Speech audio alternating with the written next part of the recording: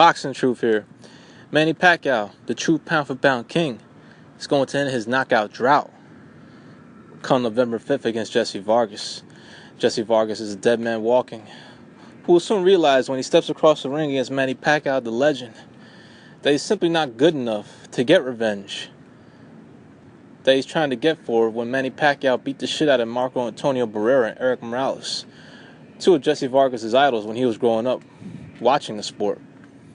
Jessie Vargas has wanted this fight for a long time, has been itching for the fight, and now he finally has it. But he's going to soon realize, as Freddie Roach revealed in a recent interview, Jessie Vargas is nowhere near as good as guys like Marco Antonio Barrera and Eric Morales. Those guys were Hall of Famers, pound-for-pound level fighters. Jessie Vargas is just a paper champion, coming off a solid win over a previously undefeated Saddam Ali, regarded as the underdog, but shocked me and shocked a lot of people who picked against him. And now he's got the opportunity of a lifetime to fight a legend, to see how good he really is. But that's the problem. Manny Pacquiao still has a lot left in the tank. If you watch him train, the speed and power is still there. And even if somehow, some way, by Jessie Vargas could somehow pull off a major upset, I would give him full credit if he were to beat Manny Pacquiao, because a lot of people will say Manny Pacquiao was washed. But if you watch Pacquiao train, he don't look washed. He don't look like he doesn't have it anymore. The guy still has a desire to win, is still able to look strong, look sharp, despite the added duties to his schedule, despite being a senator. Manny Pacquiao's coming off a great performance against Timothy Bradley. Shocked Bradley with his power, as Bradley has sent Jessie Vargas a warning. He's going to realize that there's levels to this game. And he revealed that Manny Pacquiao is punching harder than ever.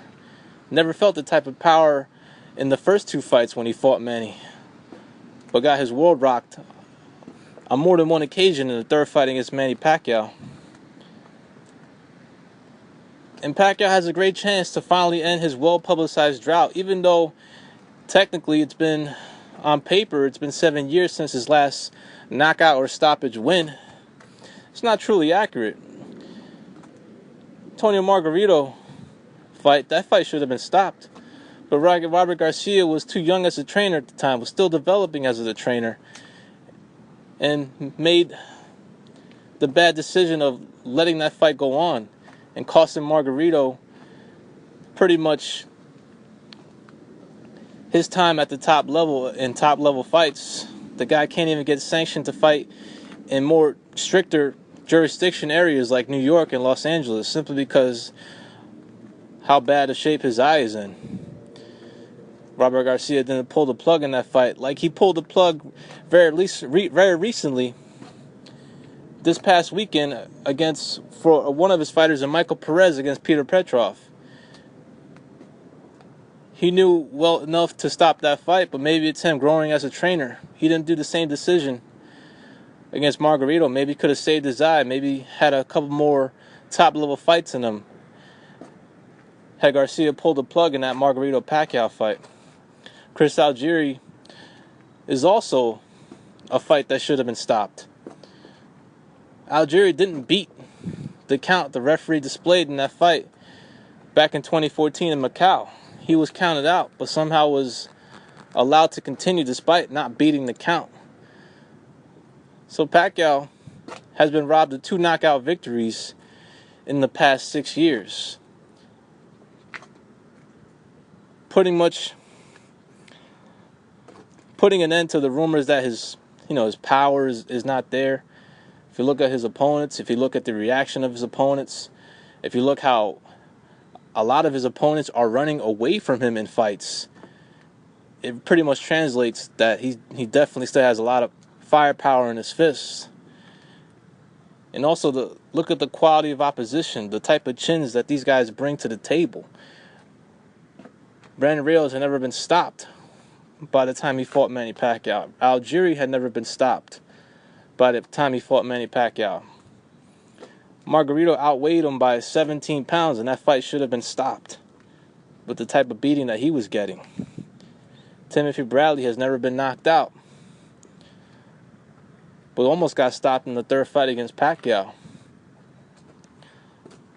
And look how scared Mayweather and Algieri fought him. Was not willing to engage him because they could feel the firepower. They could feel his punching power. Mayweather got rocked at least 3 times in that fight against Manny Pacquiao. Mayweather's got a good poker face, though. I saw it. He was hurt bad, especially in the 6th round. Got hurt pretty bad in the 3rd round. But it was most noticeable in the 6th round. But he's got a good poker face. I'll give him that. But he couldn't hide the scared look he had when he was running around the ring. But now Pacquiao has an opponent that's finally going to come to fight. But that could change if Jessie Vargas feels that firepower that has made other of his opponents not so willing to engage. Maybe once Jessie Vargas feels that punching power, he may opt to stay away and play and try to play tag with Manny Pacquiao. But it's the perfect style for Manny if Jessie Vargas is still amped up, still feeling the confidence he's gotten from rocking Timothy Bradley and knocking out Saddam Ali as the underdog coming into that fight. We could be in for a good action fight as Jessie Vargas is feeling like the man. He feels like he's the champion of the world for the WBO. He's coming off a knockout win. He's feeling that he's got that type of punching power to put Pacquiao's lights out like Marquez did with an overhand right, which is Jessie Vargas' best punch. It should be a good fight for however long it lasts, but Jessie Vargas is just a few levels below Manny Pacquiao in every department. Footwork, speed, agility, athleticism, power, experience. And Manny still has a lot left in the tank, even at 37 years of age. This is going to be the fight where Pacquiao is going to raise some eyebrows by scoring a stoppage win against an opponent that has shown good durability, a good chin in his career, and the guy's very hungry. He comes to fight and he wants to win. But Jessie Vargas is in over his head. Not even as good as Marco Antonio Barrera and Eric Morales. But the interesting thing is, what's going to happen after this fight? I mean, what's in store for Manny Pacquiao once he beats Jessie Vargas?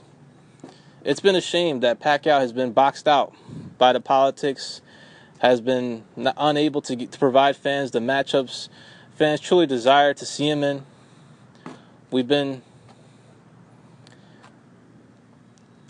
having to watch Manny fight in-house fights because Heyman has been protecting and hiding his clients from Manny Pacquiao for years.